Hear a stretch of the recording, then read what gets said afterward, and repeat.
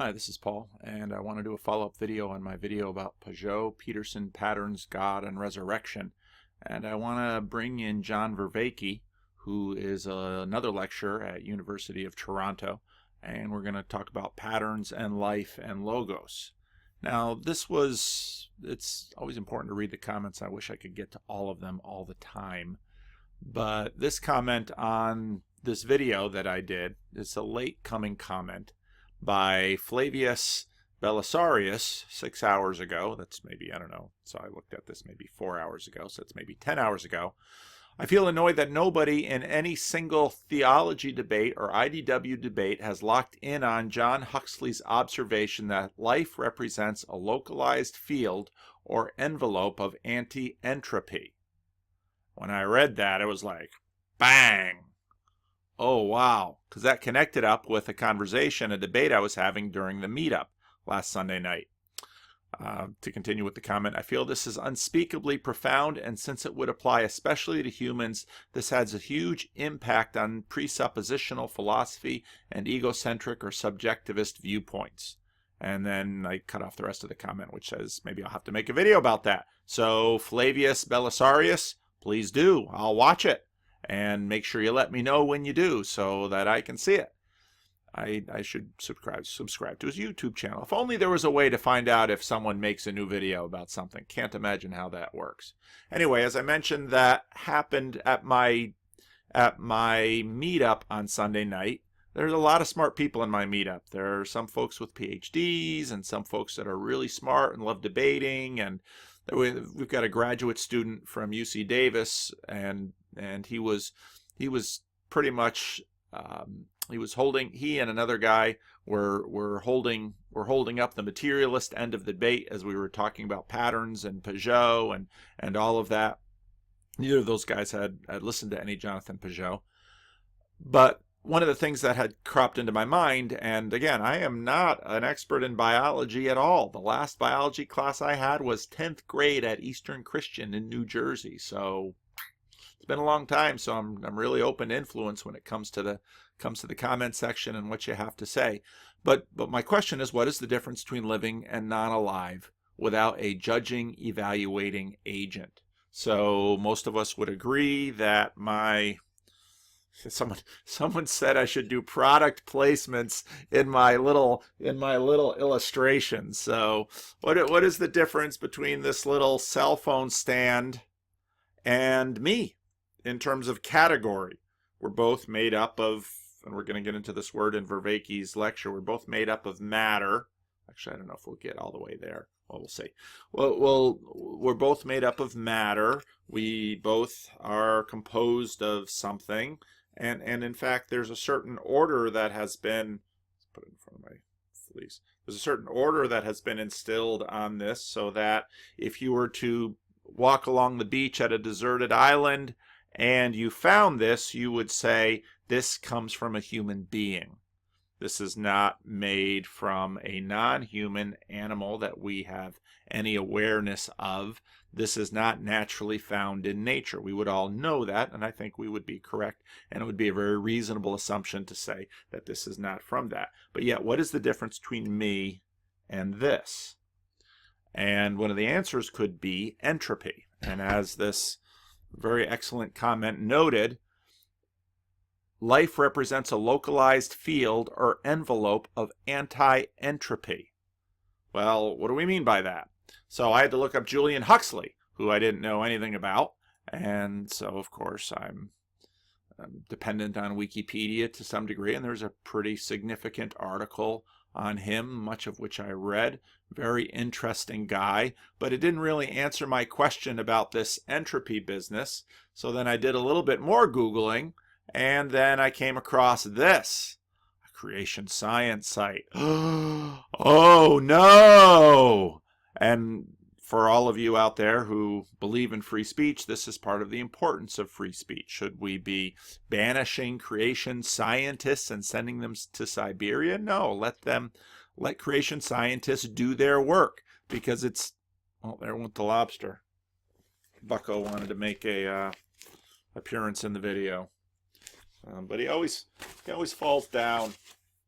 A little bit of entropy happening there. Well, and so then I found this, and I found a really interesting section. And this is why, again, why don't kill the outliers. Keep them alive. Let them do their science, because almost everything that we hold today as orthodoxy was held at some point as heresy. So keep at it, you creation scientists. Let's see what they have to say about, well, there's the article, but I actually took the article out. So, thus, evolution encompasses all reality. This is the assertion, of course. Particles evolve into atoms, atoms into molecules, molecules into worlds and stars and galaxies. Inorganic molecules evolve into living materials. And again, look up James Tour, who is one of the world's most eminent. He's a biochemist, and he makes the assertion in a video that I played before that we have no idea how the inorganic becomes the organic. We have zero idea of that.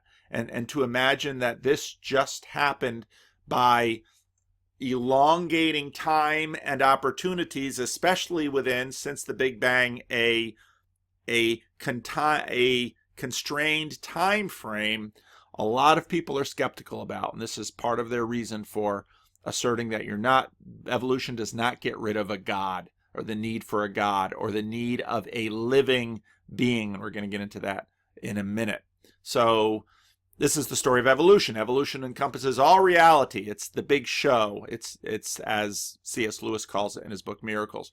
Particles evolve into atoms, atoms into molecules, molecules into worlds and stars and galaxies. Inorganic compounds evolve into living materials, and these into more and more complex plants and animals, and finally into man, who now presumably can intelligently control all future evolution. That's the assertion. The second law of thermodynamics is also known as the law of increasing entropy. The outstanding Princeton biochemist Harold Bloom describes the law in the following way. The second law of thermodynamics has one of its consequences that all real processes go irreversibly. Any given process in this universe is accompanied by a change in magnitude of quantity called entropy. All real processes go with an increase in entropy. The entropy also measures the randomness or lack of orderliness of a system. The greater the randomness, the greater the entropy. Thus, according to Huxley, this is the Julian Huxley that we referred to. Thus, according to Huxley, evolution is a universal law requiring that all processes, or processes if you live in Canada, lead irreversibly toward an increase of order.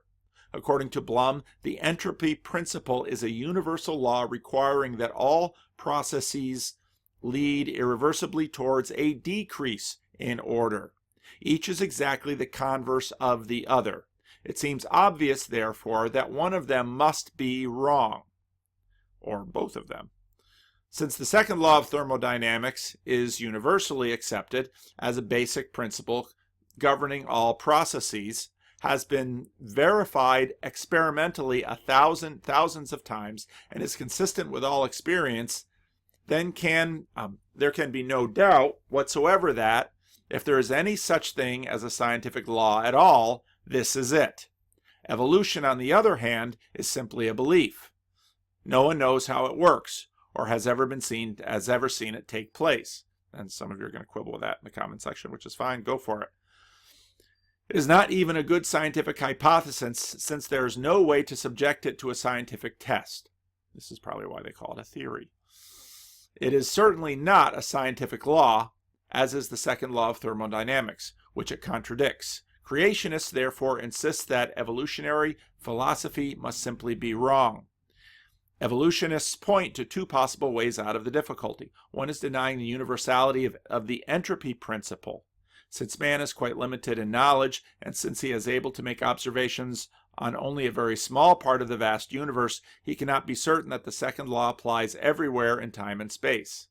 Empirical measurements can neither establish universal certainty. This stricture is philosophically valid, of course. However, wherever and whenever the entropy principle has been subjected to scientific test, it has always worked, with no exceptions. Though we cannot be absolutely sure that the total entropy of the whole universe is increasing, we can say, wherever it can be scientifically tested, that entropy in any given position of the universe is increasing. Universal evolution, on the other hand, requires that the degree of order of at least most portions of the universe must be increasing, or at least increased in the past, but no scientific experiments have given any qualitative confirmation to this at all. And then the article continues, and you can read, it talks about exceptions and so on and so forth.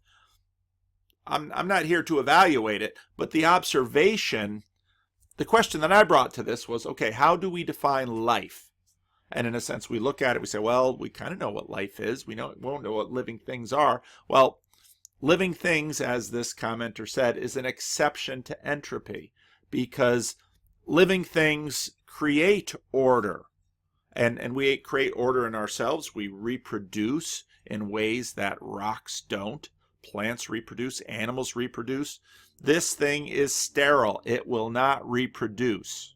All right? So living things seem to be an exception to entropy. And that's really interesting because, again, if you go back to my definition of that which is most real is that which governs, or that which colonizes. And we, as the exception to entropy, in fact, colonize the stuff that makes up this little cell phone stand and have shaped it and colonized it to obey and serve us to the degree that I can take out my cell phone and I can place it right here in my little stand. And of course, the cell phone itself is a colonization of this whole process.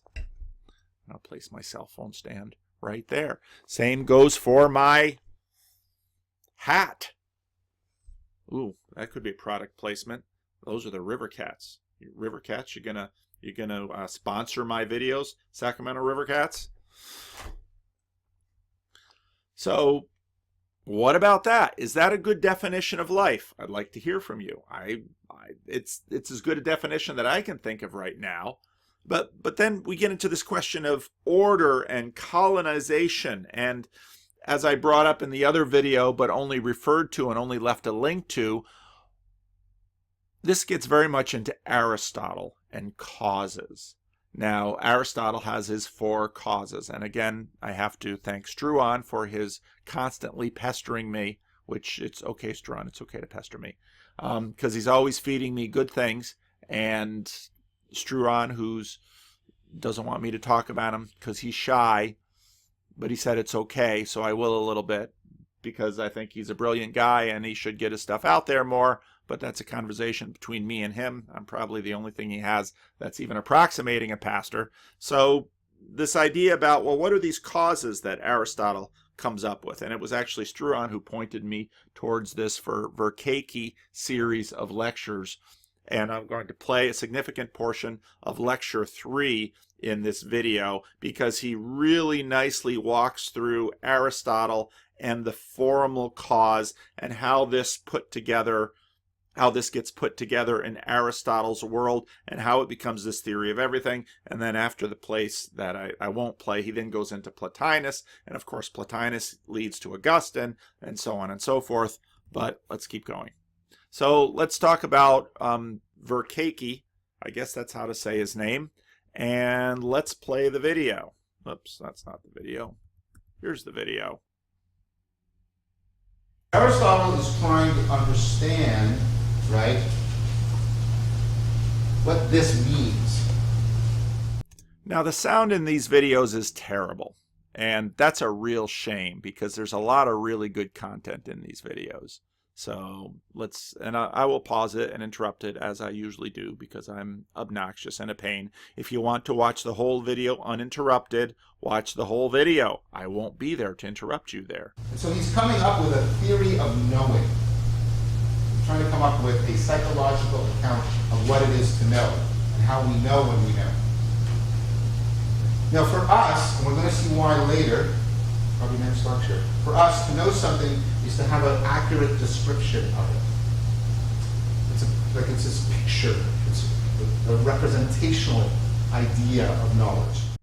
Okay, so our idea of knowledge is usually a representational idea of knowledge. We think we know something if we can create a representation, and I would extend that a little bit to say if we can create a working representation, or as we might say, a model. That's when we think we know something, when we can model it, and then we run our experiments with that model. When I have a true representation of something. Right? Now, for Aristotle, there's a different understanding of that. Right? So, let me show you this, and this is actually work. Some of you know this if you've done psych with me, or if you've done College 250 with me. This is a bit of work from the nature of concepts. How people have two different things. You have to keep them distinguished. They have sort of an implicit theory of what they think concepts are, and then there's how concepts actually work. Right? So when you ask people to tell you what a bird is, for example, they'll say, you know, it flies, it has feathers, it has wings, right? You know, maybe they'll say it has a beak, right? So what they'll give you is they'll give you this feature list, some descriptions, right? And the problem is, and we know that this is what people think they're, right? This is what a bird is. Look, when all those, I have a bird. Now, of course you don't, right? This is a feature list. If I pile a bunch of feathers here, a beak, right? A couple of wings, throw it into the air so that it's flying, I don't think any of you would go, look at the beautiful bird. Most of you would go, what's wrong with Vervaeke? He's doing some sort of Cronenberg thing.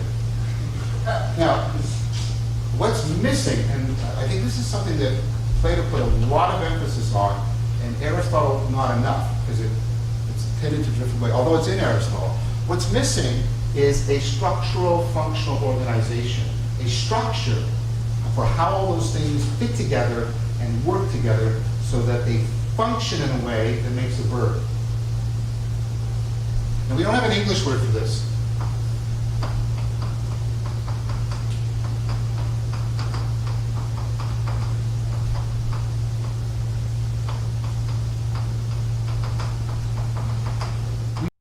Okay, we don't have an English word for that, but he's going to give us some Greek and a German word for it, but a structural functional organization that would define what a bird is. Now again, as he said, you could take feathers, wings, beak, mash it all up, throw it up in the air and say it's flying, and you would say that's not a bird. Now part of what's in our, he's going to say gestalt, part of what's in our gestalt about bird is a living thing, and again, living things colonize the inorganic. Birds will manipulate their environment to build nests.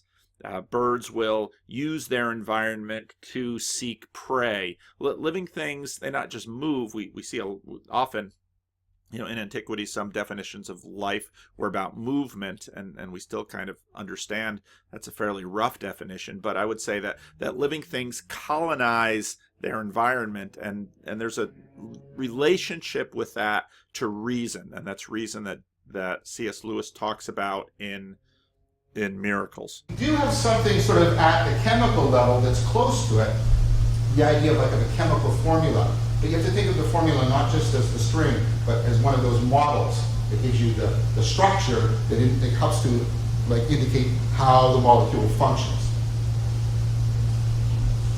The Germans have a great word for this. Right? It's called Gestalt.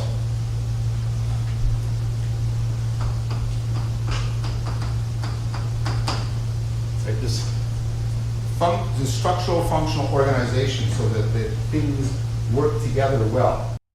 Now it's important to recognize that what he said earlier in terms of our culture, if we have a mental representation or a model of it, we think we know it. And that's still functioning here as we're watching this, because what we are doing in the process of this classroom lecture is we are ourselves trying to formulate a structural functional organizational representation of this thing, this gestalt.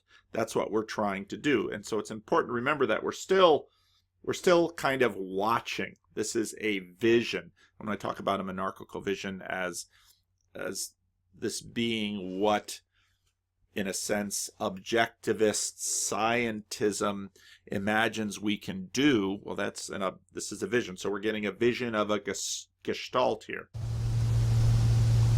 The Greeks had a good word for this. Plato talks about, and Plotinus, who we'll talk about later, talks about the logos. Okay, and obviously for a number of you, it's like, ding, logos.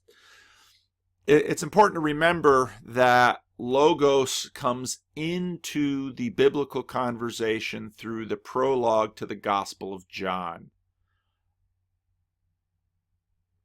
And, in a sense, his use of that prologue sets the world on fire. And Jordan Peterson takes that and applies it all the way back to Genesis 1 and builds up his system from there. Now, there's a lot of debate about the Gospel of John. Where does the Gospel of John come from? What community? What time? What's the author? All of this. But what's clear is that the author is, through using logos, the author, in a sense, sets the Bible into the broader Greek philosophical conversation, where you have Plato and Plotinus and others talking about this logos. Okay, so logos, order and chaos, right here, this gestalt. So Peterson is talking about logos bringing order out of chaos. The three creators at some point are going to have this conversation about Jordan Peterson's logos. In my last video, we talked about pattern. We talked about how DNA isn't really the chemicals, it's the pattern that's colonizing the chemicals. All right, and there's a big debate as to, again, if you listen to the likes of, let's say, Rupert Sheldrake, there's a big debate as to what degree is it actually just the pattern of those chemicals that is colonizing nature. That is the way of life colonizing nature, of life reversing entropy and, in a sense, bringing more order into the system. We could, in fact, think about this as our image-bearing nature. And again, this is very close to Peterson on this, that the logos, God is the logos, okay? And God brings order into chaos, and we are image bearers, and there have been many there's been a huge amount of discussion theologically into what exactly is image bearing. We won't get exclusivistic about it at this point, but one of the ideas that we're putting forward is that, in fact, we like the logos ourselves bring order into chaos, and now living things produce more order. We have children, and part of one of the ideas of, well, the marriage of male and female, while that's so important in image bearing, he made them in his image. In his image, he made them male and female. That the union of male and female, together they become one flesh, and in that one fleshness, they then produce more. They bring more order, and it's that sense in which, where did he go? What a great comment. You see a great comment like this, can just kind of send things off. An envelope of anti-entropy. Okay, that the logos, this, when male and female come together, you have this packet of anti-entropy, and it continues to colonize the world. And if you look at what human beings done in terms of this planet, that's exactly what we have done. We have colonized the inorganic. The inorganic obeys us. And as C.S. Lewis says, nature doesn't fully obey us, and we're always, in a sense, in competition with the inorganic. And death is... Now, I know people say, well, life and death work together, and yeah, there's very much a sense that that's true. But in a sense, if you conceptualize the universe as a form for entropy, human beings, more than any other creature we know are the great enemy of entropy, because everything about us fights against entropy. Everything about us wants to preserve, wants to procreate, wants to colonize, wants to dominate. Brett Weinstein has a really good lecture out there on kind of these open spaces, and we as human beings like to find virgin territory where there are no other agents around that we respect, so we can colonize and dominate and terraform and make it in our image. And in fact, the entire history of the world is a history of that. And so we're these anti-entropy agents, and the union of male and female. The image of God is into male and female. It's kind of split. And in male and female, they come together. This is the idea behind this complementary idea of male and female. They come together, and that becomes this powerful anti-entropy engine that continues to colonize the world and brings order out of chaos in these amazing ways. Right? Plato also uses another word, eidos. Right? Now, we've translated this two ways. It is the basis of our word idea, which doesn't correspond to what I'm talking about anymore, so that translation was good. Another one is we use this word form. The problem for us is we've almost all, when we hear the word form, we just think of shape. It's not just shape, it's a structural, functional organization. So this is often called Plato's theories of the form, or it's called Aristotle's notion of formal cause. But it's not the shape of a thing, it's the way it's organized so that it functions in a way that makes it be what it is. Remember, we're talking about what makes something be what it is. If you'll allow me, the way in which these things are structurally, functionally organized, right, this logos, this gestalt, is mostly what we mean by a bird, by the birdiness, sorry for this, of a bird. And when I ask you what that structural, functional organization is, it's very hard for you to put it into words. You know it. I know you know, because you could recognize birds in flight, and you can make lots of predictions about birds that you probably haven't even thought of to make. And here it's important because our capacity to recognize is distinct from our capacity to represent. And that's the point he's making here. We can recognize a bird, we can recognize living things, but to actually describe what a living thing is, well, that's more difficult. And I really like this idea of an anti-entropy agent. And in many ways, when we talk about a living God, that's what we're talking about, that someone who can bring order. And now again, I continue to push back against kind of the natural supernatural schema that is assumed by our current cultural moment. But a living God is one that continues to bring order, continues to colonize, continues to dominate, and in fact is author of the story, even as Frodo doesn't necessarily recognize the hand of Tolkien as the story of the rings unfolds in Middle-earth. Because you're carrying around the structural functional organization. Yeah. Okay, so now here's how Aristotle therefore differs from us when he talks about knowing. So, right? For us, we do this. We give a list of descriptions. But Aristotle is much more interested in this idea being at the core. Right?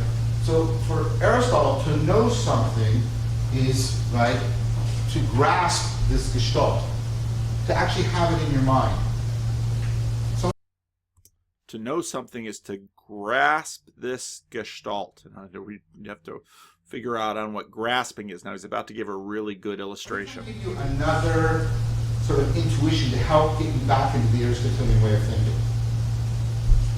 I'm going to give you two people. I'm going to ask you which one you think really knows something. I'm going to give you, this first person can give you a really good description of a chair. This person can make a chair that you think is a really good chair. Who would you say better knows what a chair is? The first person or the second person? The person who gives a really good description, put up your hands. The person who can actually make a chair, put up your hands. Okay, so now you're Aristotle rather than Descartes. Now I'm going to bring in a little bit of, and he does deal with the Hebrews a bit too. If you look in the Old Testament, you have this section of books called wisdom literature. And this idea in the Old Testament of Chokmah, or wisdom. Now the person who is wise not only can see and talk, but the person who is wise is skilled and can act. So actually the Hebrew conception of wisdom, which has within it intelligence, which has within it recognition, also has within it action. So the wise person not only can see the truth, but acts on the truth and acts in the truth, and in a sense colonizes and dominates and works skillfully, works effectively in this real world form, in the complete, not just this rather theoretical, detached, ethereal conception of, I can see it, I can grasp it, I can have a mental picture, I can have a mental representation, but one that actually then comes into the world and can make. And in that sense, the one who makes the chair knows the gestalt more than definitely the one that can identify a chair, or even than the one who can describe the chair. And so in a sense you have these layers of knowing or mastery. And Ian McGilchrist, in this one video that I played some of, which is on Vimeo, not YouTube, where he's lecturing at an educational thing, talks about the fact that so often we use this machine language in describing things. And part of the reason that we use machine language is because we in a sense know this thing, the engineers who design this thing, and the chemists and the manufacturers, they know this thing because they can put this together. And in fact, our world is so fragmented that probably the areas of knowledge and the areas of mastery are separated, and it took in fact a community to make something as simple as this, and it certainly took a community to make something far more complex than this. But it's that kind of mastery that we can actually, and this is where we very much get into our modern world, where we can reproduce things. But it's interesting that one person often can't produce much of anything. It takes this community to reproduce things. See how I did that? Wasn't that magical? Okay, so what I mean by that is, right, you give up this idea and you say the core of knowledge is actually the ability to cause something to be. And the way you cause something to be is by putting a particular form, in this sense of the word form, putting a particular structural functional organization into it. And to know something is to actually possess that structural functional organization as a causal power in your mind. Now, again, there are the layers of that, because obviously to know it and then to do it, to know it or to envision it, but then to actually accomplish it and bring it forth out into the world to a degree independent from yourself, and we would all say that's a higher, oh boy, all this language. That's a higher way of knowing it. Now suddenly we're getting Platonic in that. But it's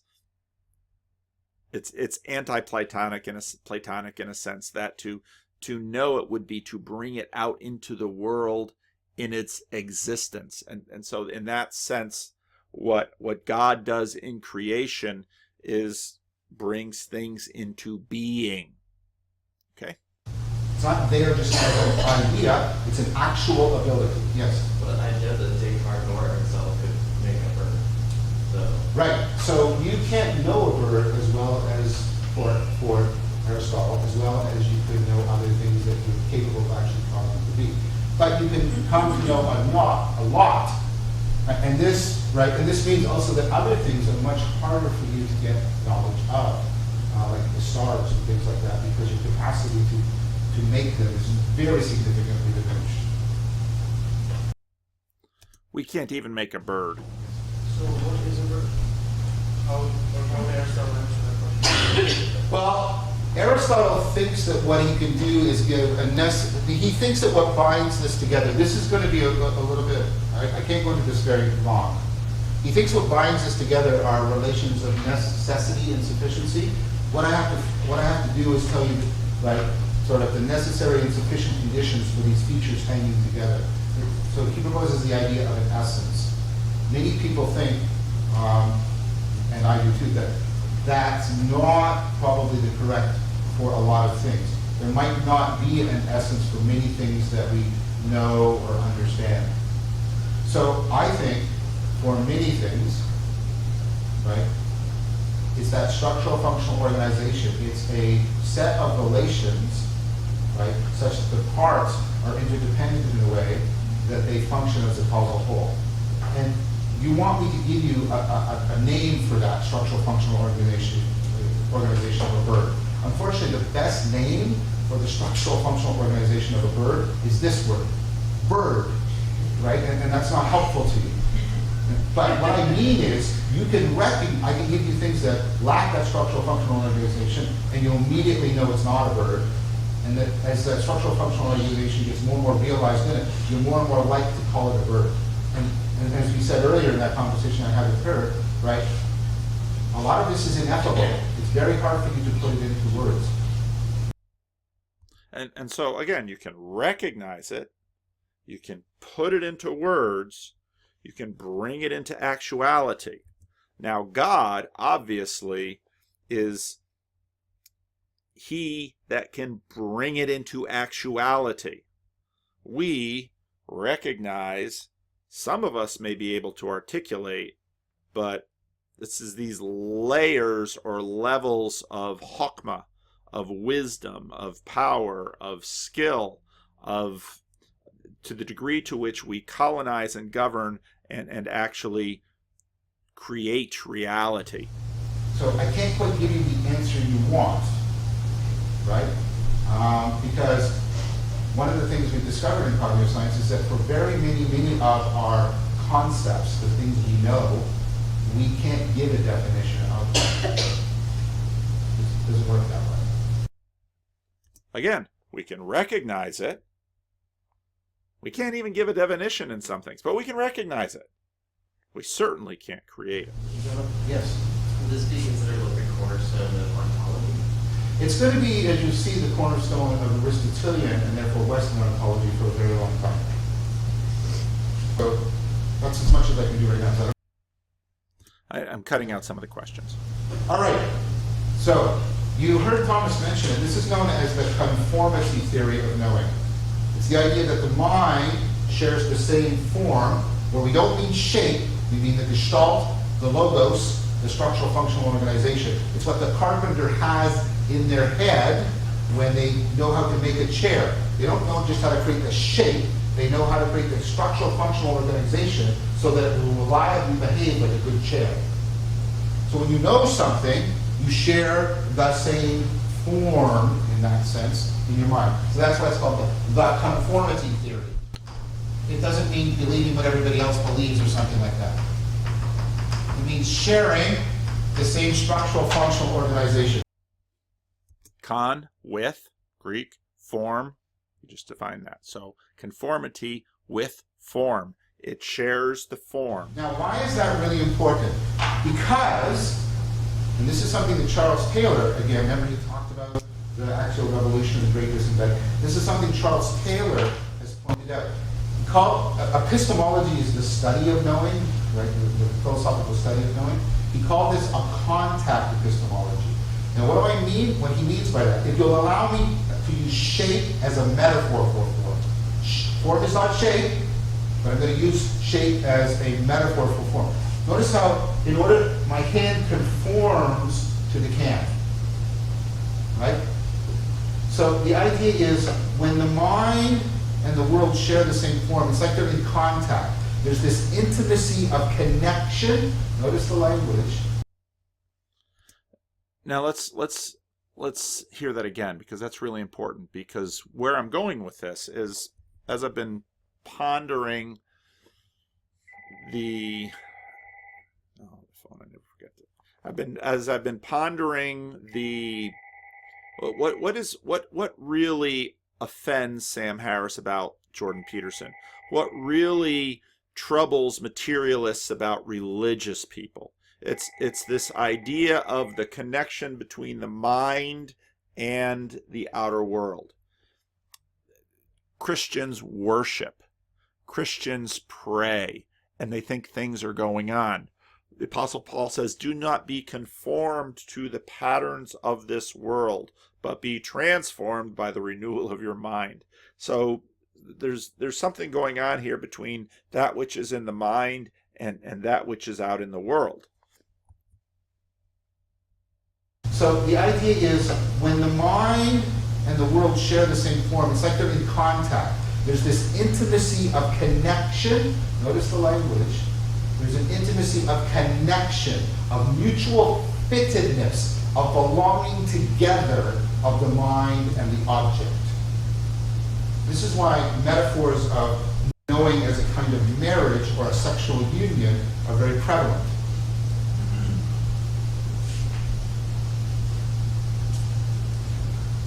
So this is what it is to primarily know. Now there's the other causes, and there's the one you already know. Aristotle had the effective causes, where one event causes another event as its effect, the one we're all familiar with, the billiard ball notion. He also had a material cause, to say what something's made out of. We sort of have that idea, but we think it's ultimately reducible to the billiard ball model. And then one we don't have anymore, and this is one, though, in which there is a possibility of linking to the Israelite notion of narrative.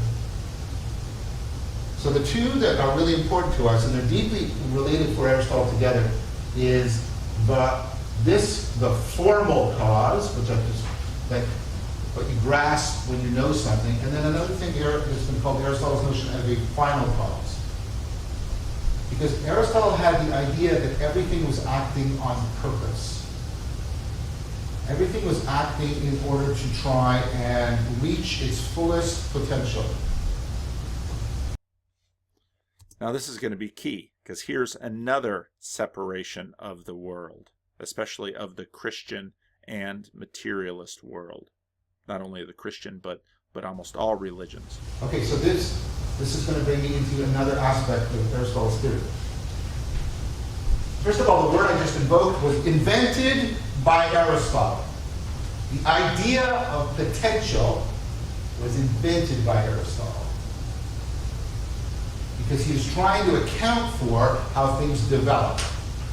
Unlike Plato, who was only interested sort of in a static understanding, his father was a physician, and the physicians of ancient Greece actually ran experiments. And Aristotle himself was like a biologist. He was very interested in the development of organisms. So in order to account for that development, Aristotle developed a particular theory. And we're going to also need to know this theory for getting at the normative order. Right now we're concentrating on the nomological order, but this is going to bridge. Okay, so notice how we talked about the carpenter making a chair out of wood. Okay? Now the thing is, you can make wood into other things. The carpenter could make the wood into a chair, could make the wood into, a table, could make the wood into a ship, could make the wood into a house. Right? None of you are perplexed by this, I hope. All right? Now, what Aristotle pointed out is, what that means is, the wood is potentially a chair, it's potentially a table, it's potentially a ship, or it's potentially a house. So, this is the potential to be many different things. Each one of these is actually a house. Why? because it's wood that has been structurally, functionally organized so that it acts as a house. This one is actually a ship because it's wood that's been structurally, functionally organized so that it acts like a ship. Now notice in terms of our conversation, pattern has been applied to it. Form, the gestalt, has been applied to it by an actor, by an agent. And that's what transforms potentiality into actuality. And a little bit later in the video, he's going to make the point that wood in Latin is matter. And this becomes then the basis for this material idea that the world is filled with this stuff. And, well, here's the question. How does stuff become a cell phone holder or a cell phone itself? Well, some agent brings order to it. Some anti-entropic agent brings order to it and dominates it and imposes its will on it and imposes a form on it. And here it is in actuality. And we see the root of this here. And this is what will be called the formal cause. The same wood can be actualized in many different ways.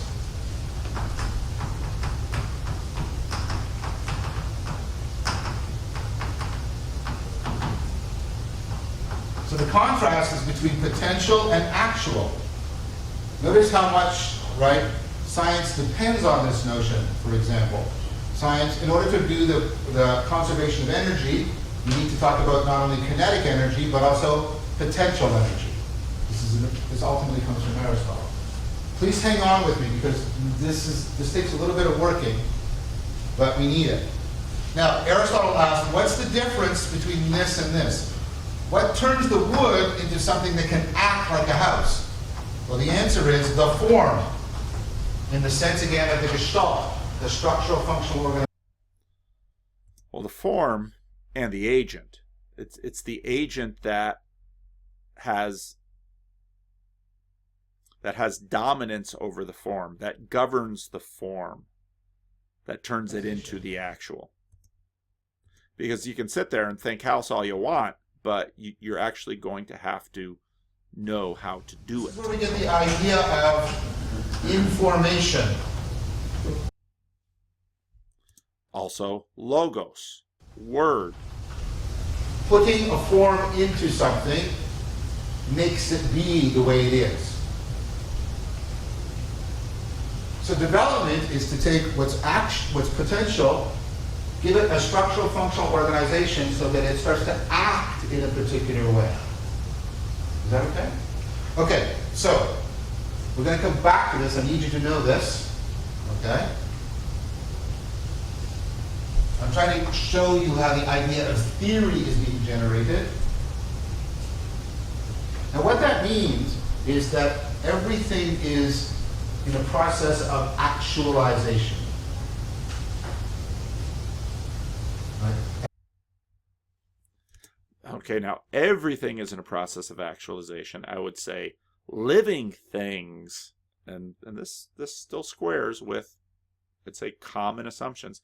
Living things move towards actualization. We colonize, first we colonized forests by cutting them down and turning them into houses. Now we colonize forests by replanting them and managing them and harvesting them and having dominion over them.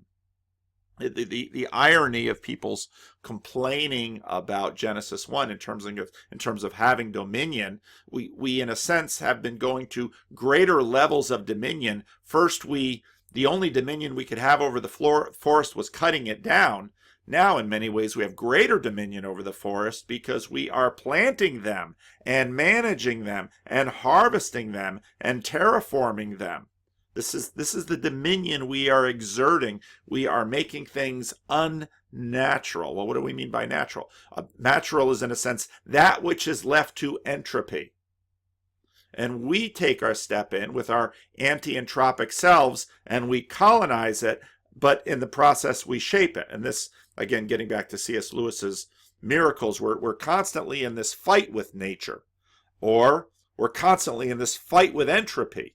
And I mean, the entire establishment of our medical system is anti-entropic. We want to, well, what does Kurzweil want to do? We want to stop aging. We want to stop entropy. We want to preserve it. A lot of what we did with foods was we put preservatives in the foods, and then we discovered, oh my goodness, maybe our preservatives in the food are preserving the food but killing us. So now we're eating foods that don't have preservatives, and we're in this constant war with entropy, and we're in this constant war to try to colonize and dominate and do all of this. And we've gotten to the point over in the last 100 years that we've got so dominant, we've unwisely so, that we, in fact, are putting ourselves at risk. This gets into, if you look at Tolkien and the kind of magic the elves do, as opposed to the kind of magic that Sauron and later Saruman do.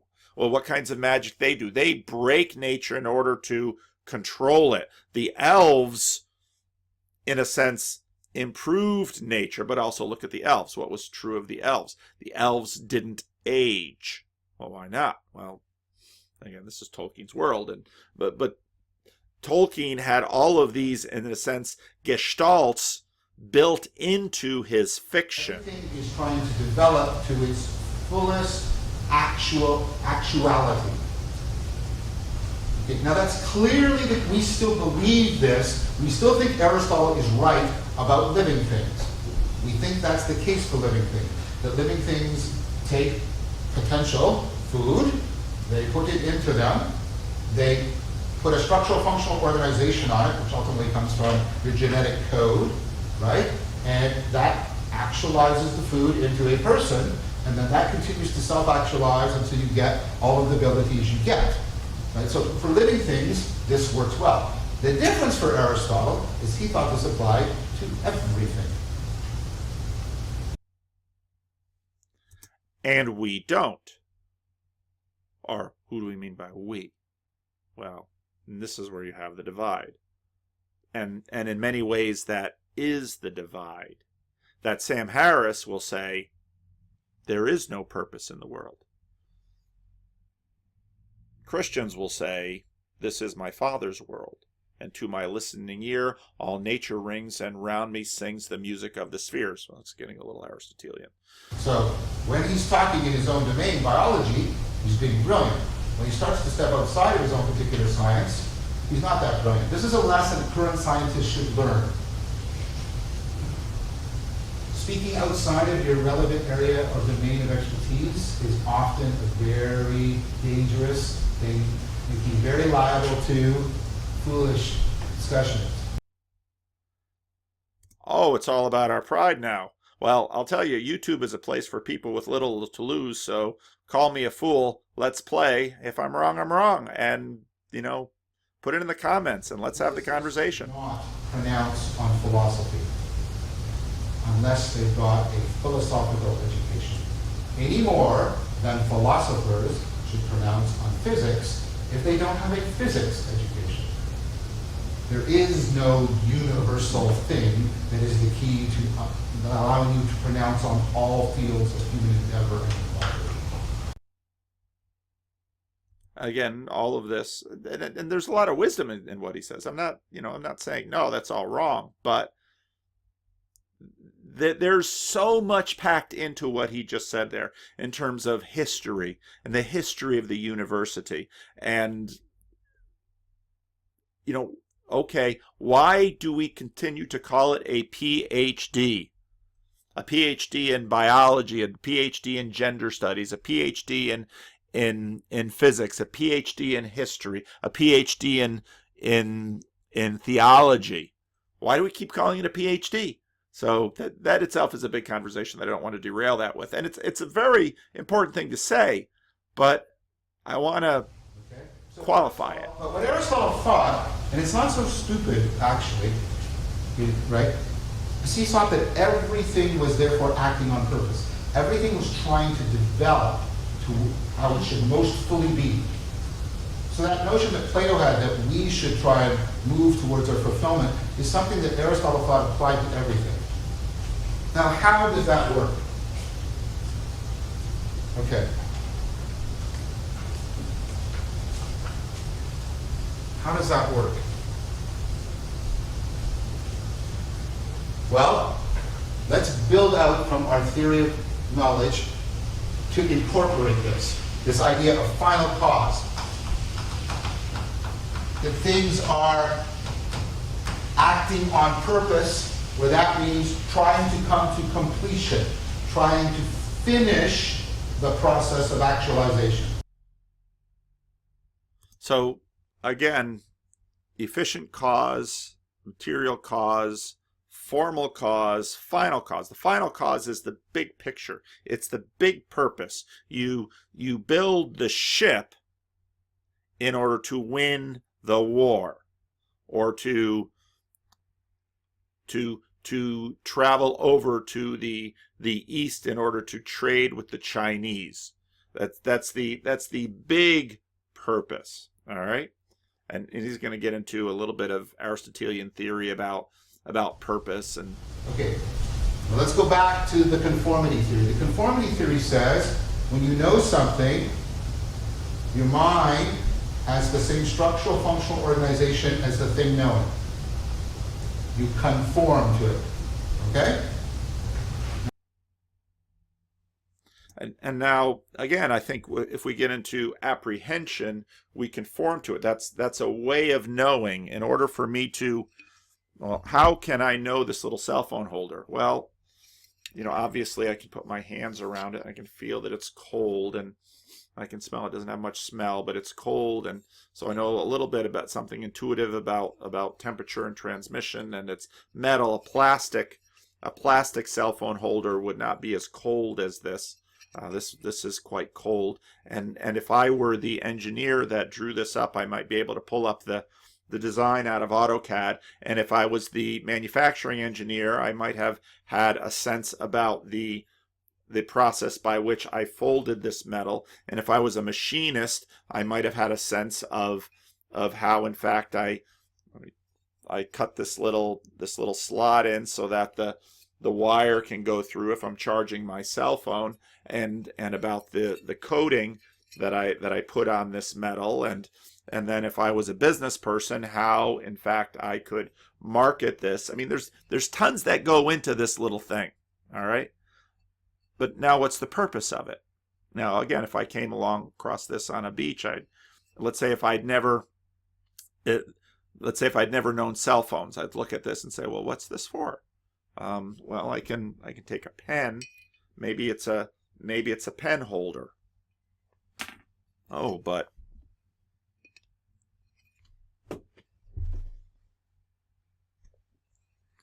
I can take my cell phone. Look at there, and if I had to plug my cell phone in, it would go in right there. Now I'm getting a sense of the final cause. Why was this thing made? Why did this community go through all of the trouble to make this? And there are more final causes in there. They wanted to feed their family, so they needed a job, and so on and so forth. So there's a lot of causality that's going into this. What that means, right? Now notice how I tried to build that with you with a very plausible intuition, because Aristotle is a genius. I'm not claiming I am, I'm just claiming I'm teaching you. Okay? What that means is, once you sort of do the test to make sure you have real knowledge, the structural functional organization of your mind and the structural functional organization of reality are the same. They're the same. Same. Let's say they correlate. How do you make sure that you have knowledge? We have three tests. The three tests. And I'm going to try and show you again how Aristotle builds this out of very strong intuitions you still currently have. So your friend comes to you and says, Susan loves you. And you're interested in Susan. So getting this, having to believe this was true would be, a pivotal moment in your life. At least maybe. Right? And so you go, well, how do you know that? And the person says, well, I heard Susan say it at the party last night. And your first response is, right? You were drunk. Come on. So the first thing you do is you claim the organ for obtaining the form was malfunctioning. Right? Then your friend says, no, no, no. I heard this before I was drunk. I heard Susan say that, right? That she really likes you way before I was drunk. And she said it multiple times. So I know I'm remembering it. And you go, come on. There's so much noise at that party. Like, so the next thing you do is you make sure that the medium isn't distorting the information flow in some fashion. And then your friend says, no, no, no. I was in the kitchen with Susan when she said it. I wasn't in the main party. I could hear her clearly. And then you go, yeah, but how do you know you're getting it right? And then your friend says, it wasn't just me.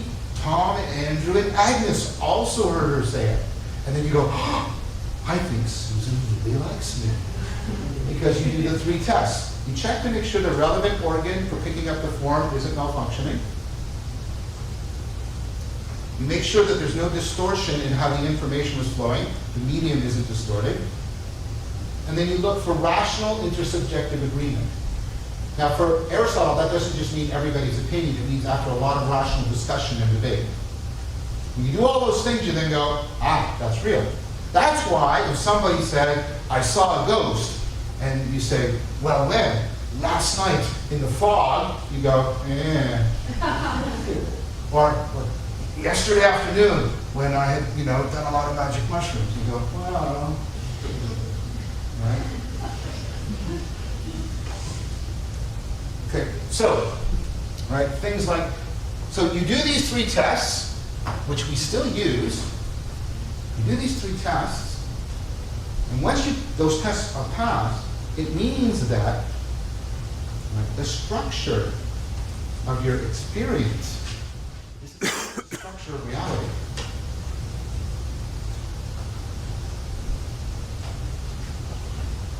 Now, how does reality seem to be structured to you? It seems that we're at the center and that things are moving around us. And that for Aristotle, things are moving on purpose. Why are they moving on purpose? Because, right, there is a place where things belong. There are basically 4 elements, and Earth is at the center. So if something has a lot of Earth in it, it moves towards the center where the Earth is, because in that way, it can fully actualize its earthiness. Right? Things are moving on purpose because of an internal drive to come to fulfillment. This is a living universe, almost. Everything is acting on purpose. Everything is trying to come to fulfillment. So you have a geocentric world. The Earth is at the center, and then there's the various spheres. The planets and everything are moving around us. Earth is at the center, right? And then there's water and fire and air and things. That's why when you burn wood, the ash, which is the earthiest part, falls down. The water spreads on the surface. The fire goes up, and the air goes even higher. Aristotle can explain a lot with this. Now notice how when I've got to these conclusions, we no longer agree with them because you have a scientific education. And I'm not asking you to believe Aristotle was right. I'm asking you to follow what we've done and realize how plausible and rational his model is. Okay, so everything is acting on purpose, trying to come to fulfillment. That has some connections, some similarity to the Israelite idea of things unfolding through time in a narrative story. It's not the same, but now there's similarity there.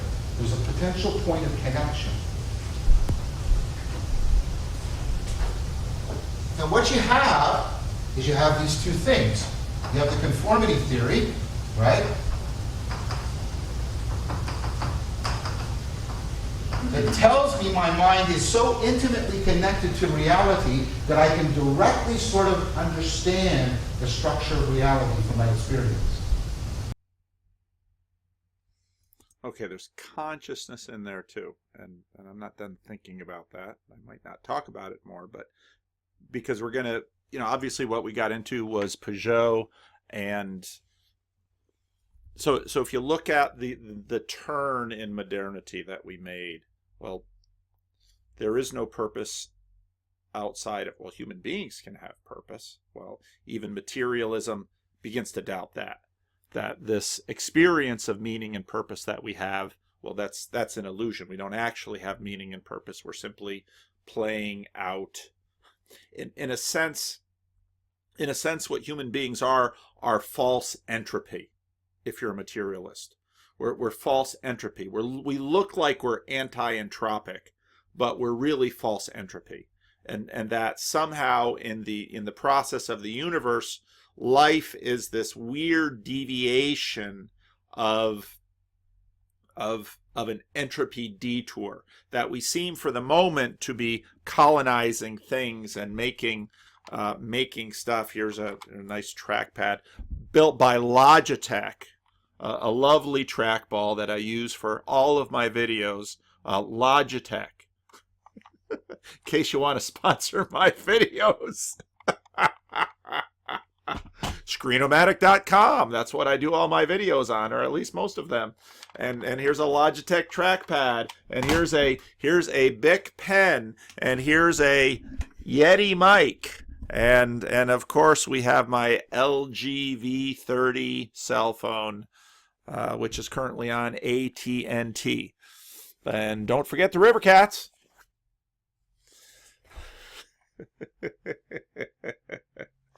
Where was I? Distract myself. It's a really bad thing. Okay, anti-entropy. That in a sense, what the materialists say is that life is a deviation from the norm. Like this little anti-entropic journey that life goes on will in fact lose the race against entropy and will go out of existence. Christianity says, no, actually what the universe is for, final cause, is life. Well, what's going on there?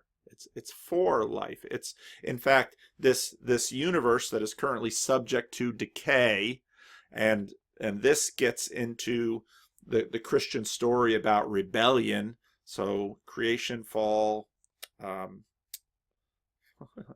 creation, rebellion. Why can't I think of the third R? Creation, restoration is the fourth, redemption. Creation, rebellion, redemption, restoration. That we're looking to the end of the age of decay. That we're looking to the point at which entropy will finally be defeated and the universe will continue to grow, not the universe, but humanity, and God's vision for reality will continue to grow and grow. And this, of course, is represented by streets of gold, no more tears, no need for the sun, it's a sea of crystal, so on and so forth. So it really provides the justification for this. But this helps to explain how a lot of things work and predict the world, and that helps to provide evidence for this theory. These two theories, and this is what a worldview is. It's a theory of the world and a theory of how you see the world, worldview, that interlock and mutually support each other.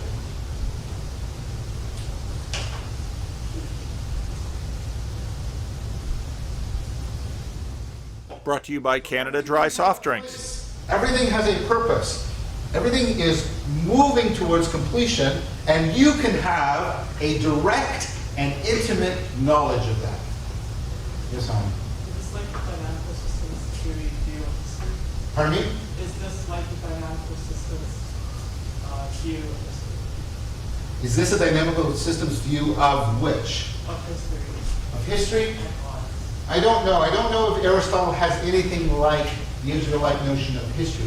He has a Greek notion of development, but it doesn't seem to have what the Israelites would think of as an overarching beginning, middle, and narrative structure in which a universal problem is being solved. And I left that question in because it's a great question, partly because this is why you get this interesting collision between the materialists who say it's accidental. Everything is accidental. And again, in a sense, life is this entropic detour that is accidental. Life, the fact that you're alive, it's simply a byproduct. And this is where you get to the anti-natalists. It's in fact a lamentable byproduct. Now again, the platform upon which they can form a value, they can justify a value judgment, they don't breach that. They just simply take the assumed set of value judgments in the culture and say, this is what we do. Well, as others have said, well, you're saying you have to justify, we have to justify everything, but then you fail to be able to justify any of your value judgments. And this is what Peterson keeps poking at Sam Harris about. It just doesn't make any sense. It's just simply not consistent. And if in fact rationality is really a consistency tool, well then this assuming of this severely infused by Christianity value set that you are now laying back upon other people, just assuming that, it's about the most irrational thing you can do. Okay, so just one second. This lasts 1,000 years precisely because it so, right, meshes with our experience and it makes such good sense.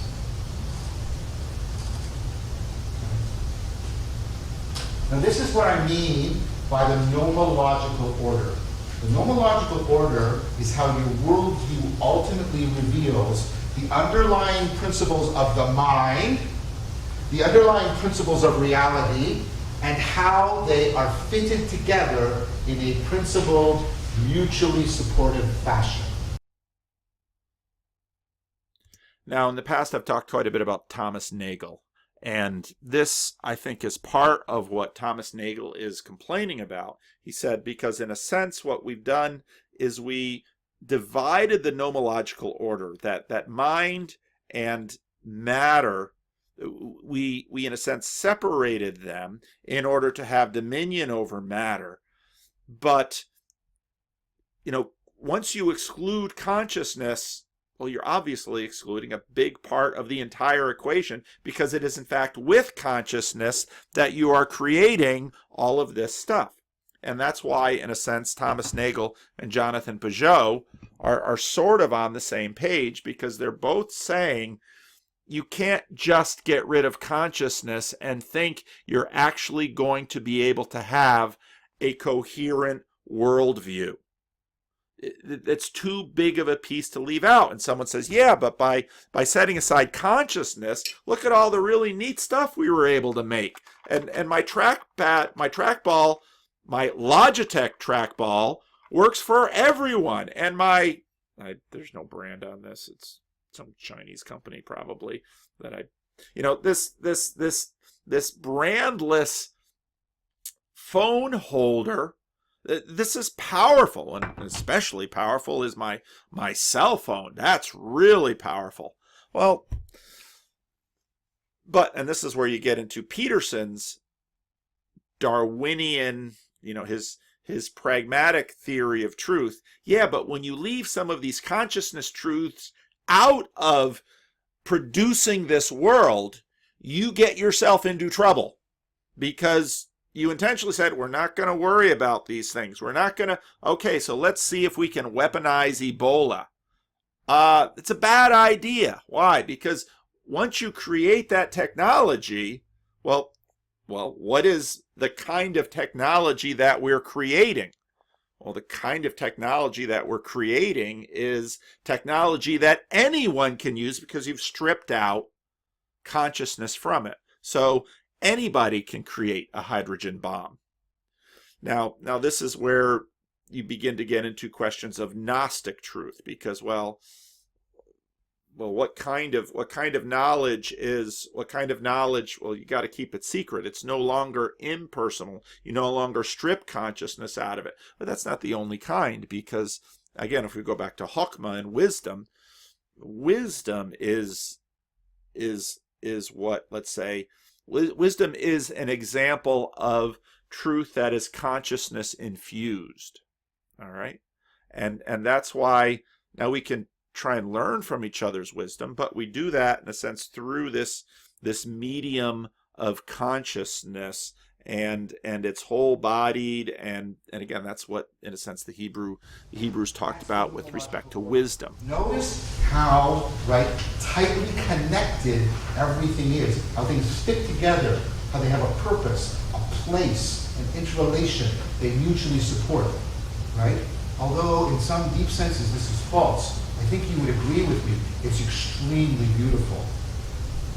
Like, this makes everything, right, really tightly connected to us in deep and profound ways. Now, if you go back through the story that I've told a number of times about the Reformation, the end of the Reformation, the searching in philosophy for an impersonal, a non-theological worldview from which we can stop killing each other over the wars of the Reformation, but also dominate the world and have power, well, suddenly economics comes to fore. And Voltaire is extremely excited about the prospect that Protestants and Catholics and Muslims, when it comes to money, all seem to be able to get along. They all want to make money. Okay, well, why do they all want to make money? Well, because money then gives them what? Gives them, well, money is the matter of will. Let's think about money in that way. Let's say that again. Money is the matter of will, because via money, I can turn that which I desire into actuality. Well, then you have to ask, well, what's the form? What forms are we using in order to do that? Well, and Augustine will come forward and say, you're going to have to watch out for those things, because you start imagining that's what you want, and very quickly you begin to see that's what wants you. And now we're back to Cain and Abel, and this sin is crouching at his door, looking to devour you. We get into addictions and all of those conversations. Something that you would have in that world view that you don't have in ours. You act on purpose. You think you do. Right? Again, material, talk to Sam Harris, well, we don't act on purpose. We are a detour in the entropic sphere. We are an anti-entropic abnormality of the universe. That's what life is. And finally, entropy will win and life will lose. In the materialist sphere, we do not even act on purpose. We think we act on purpose. That's the great delusion. And again, go back to the article that I talked about in the Weekly Standard that had Thomas Nagel. I've posted that in a variety of my older videos, where Thomas Nagel comes along and says, but you can't really work it that way. And everybody's like, nope, nope, nope. We want to see humanity as this anti-entropic abnormality in the long history of entropy. And C.S. Lewis and Thomas Nagel and a great many others say, yeah, but you don't really live that way, because you're using money, aren't you? You're giving birth to these desires. Well, because I wanted to do this. Why are you? Because ultimately, why are you doing everything? Because I'm trying to be happy. I'm trying to come to fulfillment. I'm acting on purpose. Purposes within purposes within. We talked about that, right? But according to Aristotle, so is everything else. So you fit in. You belong in the world because you act on purposes, and so does everything else.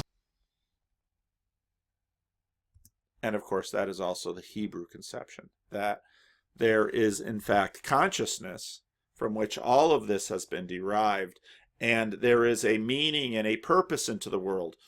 A shorter Westminster Catechism. What is the chief end of man? To know God and love him forever. Love is the purpose of the world. Now, you'll find a lot of people who will say love is the meaning of life, but they're not going to connect it to their whole world. They're not going to connect it to my Logitech trackball. Now, Augustine and I would say Calvin, who follows him, do in fact try to connect these things. And a lot of people have asked, well, what's your definition of Calvinism? And you say, well, Calvinism is this determinism. I say, no, that's not really Calvinism. Calvinism is the idea that it all connects into love of God. And Calvin, in a sense, elevates Augustine over a lot of the other church fathers. Jonathan knows a lot of the other church fathers best, and says, no, love is the heart of it. And I think we get this from Jesus. I'm not going to say anything about the other church fathers, but that's in a sense the path that we go, that all of this stuff fits together. This from my old Prolegomena text back in the 1980s at Calvin Seminary, a quote from B.B. Warfield. From each point of view alike, the fundamental principle of Calvinism is seen to reside in its profound sense of God and its reference to everything to him. It all fits together. There's one purpose, and that purpose, the best word we have to put that purpose together, is love. He who believes in God without reserve and is determined that God shall be God to him in all his thinking, feeling, doing throughout all his individual, social, religious relations is a Calvinist. What Calvinism really represents is logical theocentric thinking, a worldview, a religion, a soteriology, in which the vision of God and his glory rules all, and the one endeavor is to render to God his rights in every sphere of thought and action. Now, you'll see later, we'll come back to this, you're in a worldview in which everything else doesn't act on purpose. That's where we are. That's exactly the place that Jordan Peterson drops in. We're in a worldview that nothing acts on purpose. And in fact, if you listen to the materialists, they're saying even you don't act on purpose.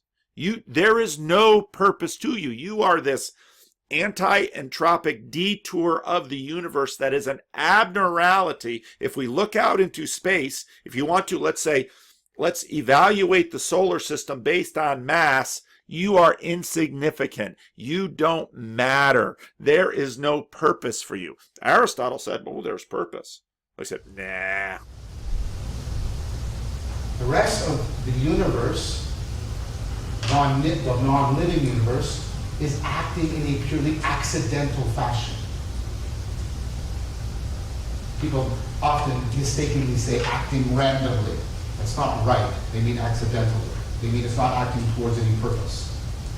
So now, instead of you belonging into an ocean of purpose, you are an oasis, a diminutive, insignificant oasis in a purposeless universe. That's a little bit different, right? That feels different.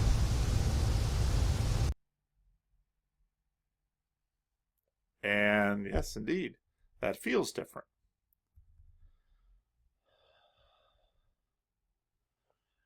And I'd say that's exactly where we find the offensive divide. And when Jordan Peterson talks about prayer, well, okay, so maybe you have the experience of purpose, but we can't really talk about purpose. Well, we can't really talk about purpose again. Is asserting the monarchical vision.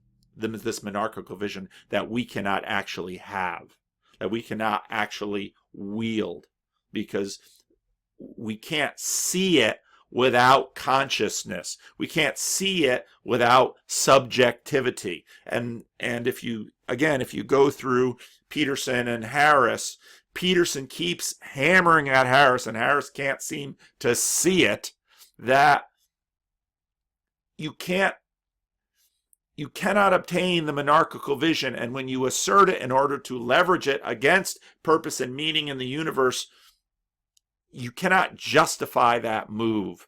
You just can't do it. We might conceive of an objective universe, reality as a space for objects, but once you mention it, it evaporates because you have already contaminated it with your subjectivity. You cannot maintain that clean room and wield it because any wielding of it contaminates it. And this is Peterson's point. Again, he spends the whole time with Sam Harris trying to get Sam to see it, and I'm not convinced Sam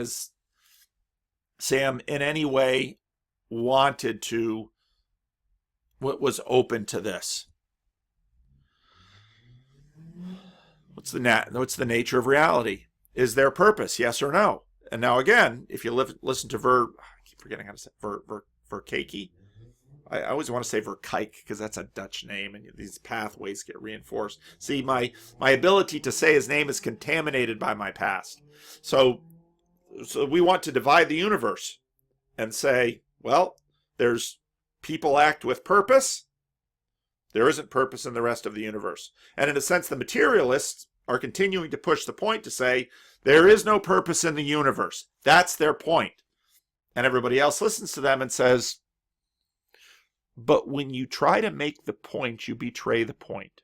Because if there is no purpose in the universe, then there's no purpose in trying to make that point.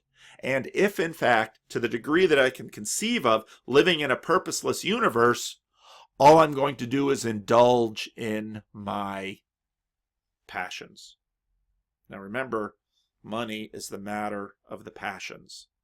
And so then all that it's about is making money. And morality, that goes out the window. Sam says, no, we're not going to throw morality out the window. Why not? You can't tell me, because it will be better. You cannot have better without purpose, because better towards what end? You're still trying to hit a target. And this is the point that Peterson keeps making over and over and over again. And this is why Peterson, again, is raiding Sam Harris's house. When I think about that, I have in mind the story in the Gospels where Jesus says he is raiding the house of Satan, and the Pharisees want to say, no, it's Beelzebub raiding Satan, and Jesus says that makes no sense. Beelzebub doesn't rob his own house, but Jordan Peterson is robbing the house of Sam Harris, because none of us want to believe we don't live on purpose. In fact, Peterson will say we are biologically tuned to live on purpose, that we can live no other way. But that then forces Peterson to the question, okay, Jordan, is there purpose in the universe? Now he's got a crisis, because whereas Sam Harris is in denial about the way purpose works in the universe, Jordan Peterson is terribly afraid of crossing that line. Well, why? Because he doesn't think he can justify it, because he's got this foundationalist schema that is part of our entire culture and understanding about talking about these things. Again, if he might be good to have him read some Alvin Plantinga about belief in God as justifiably basic. I don't know if Alvin Plantinga is getting way up in years, and so I don't know if he's available or up to a lot of these conversations, but this is very much where Alvin Plantinga comes into the conversation. Is there any purpose, yes or no? Can the future be negotiated relationally? I've been thinking a lot about, okay, where does the boundary really lie between the boundary of faith or the boundary of practice? Well, it's this idea of prayer, where I close my eyes and I talk to God. And materialists look at that and say, that's exactly what needs to go. That's why the conversation with Sam Harris, when I got to this point of prayer, it got really hot. And this is why Peterson's point about sacrifice is so interesting, because in a sense, with sacrifice, you invent the future. Sacrifice says the future can be negotiated with, and Peterson says sacrifice worked. We know that. And in fact, Peterson's bigger point is that this whole history of Western civilization worked. And you say, well, we're just going to strip out all the religious parts of it and keep all the non-religious parts. And Peterson looks at that and says, it isn't working. Nietzsche saw that you can't just strip it out. You have to replace it with something. And Nietzsche's critique was devastating, but Nietzsche's answer was in some ways horrifying. Because, okay, Nietzsche brings purpose back in, but purpose is not controlled by the all-good author of the story. Okay, and Vervaeke is talking about Hebrew conceptions of narrative. Where you have narrative, you have the all-good purpose of the story. Built into narrative is that, well, Tolkien is the god of Middle-earth. And finally, Tolkien will have his way. Yeah, but Tolkien is nested in the God of Roman Catholicism. And finally, the God of Christianity will have his way. So which story are you living in? I can take these out, not playing any more videos. And so then Peterson comes and says, is it effective in an intentional or accidental way? And that's where he's at. He's saying, I can't argue with the fact that, in Peterson's opinion, Western civilization has been dramatically effective. Dare we abandon its underpinnings? With what justification? Now, Jordan doesn't go to church. And you might argue, Jordan, dare you abandon that without justification? It's the same argument. When it comes to worship and prayer, these are the strangest things that you do in church. You come in and you sing love songs to Jesus if you're an evangelical. You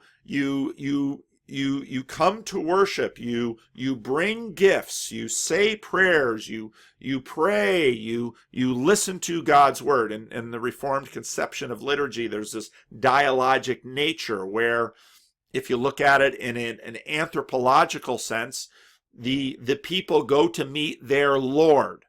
And if you were a serf and you had a landholder or a king, you would go to meet the king. And that's why so much Western European liturgy bears so many emblems of European monarchy. And that's why older forms of Christian liturgy, such as the Orthodox or Western liturgy, like the Roman Catholic, they're all going to meet their king, because these stories stack up.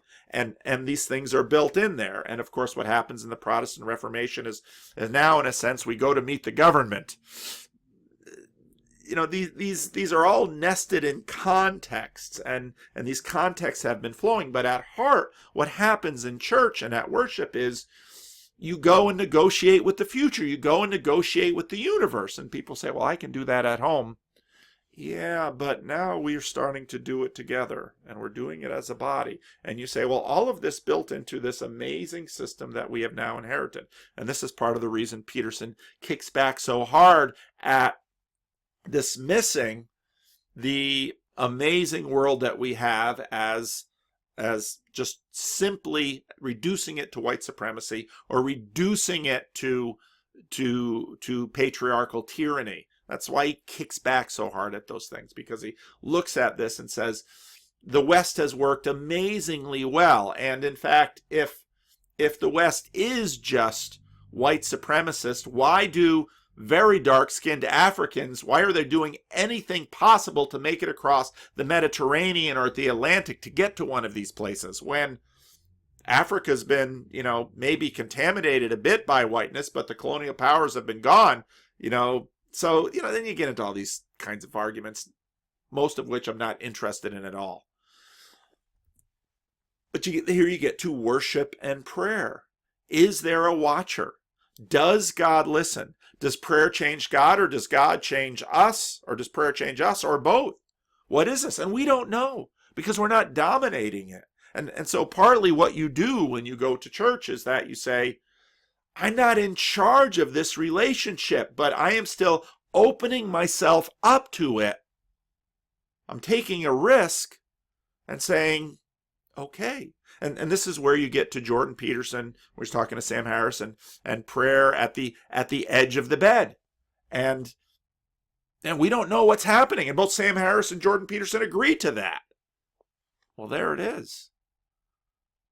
Well, and now you have to decide what you're going to do. Now, Jordan decides not to go to church. I decide to go to church. I decide, in fact, to facilitate church. But this is the question. Is there purpose in the universe? And this is, in fact, why, again, Jordan Peterson is raiding Sam Harris's house. Life and entropy. Is life an accidental exception to entropy? And in fact, if you're a materialist, you'll say, in a sense, life is a lying detour to entropy, because all of us living things think, in fact, that we have purpose. You're all confused, you have no purpose. Well, how do you know? Is there purpose to life? Peterson is powerfully asserting that without meaning and purpose, there is no life. And I think this is part of the reason why anti-natalists come around, because Peterson is saying this is built into us. In other words, at the heart of life is a lie. And that lie is that there is purpose. And so actually, if you want to eliminate the lie for some strange morality that can't exist if you're really a materialist, then you should get rid of life. That's the logical conclusion. That's the reasonable outcome. Then, of course, you bring in Pageau's assertion about consciousness. Well, what about consciousness? Well, what is that? Well, that, again, if you're a materialist, well, that's a spandrel. That's kind of this thing that we developed in order to continue the lie and the rebellion against entropy. Well, maybe Christianity is the story about the rebellion against entropy. Or maybe, as Christianity sits it, entropy is the rebellion against God. And what happens when the man and the woman take the fruit of the tree of the knowledge of good and evil, they enter into that game. And they, in a sense, become the agents of entropy in the world. Well, why is God so upset in Genesis 5 when he looks at the world and all people are doing are killing each other? Well, people have lined up on the side of entropy. And God says, okay, I'll take the best man in the world and I'll drown the rest. I'll give entropy its day.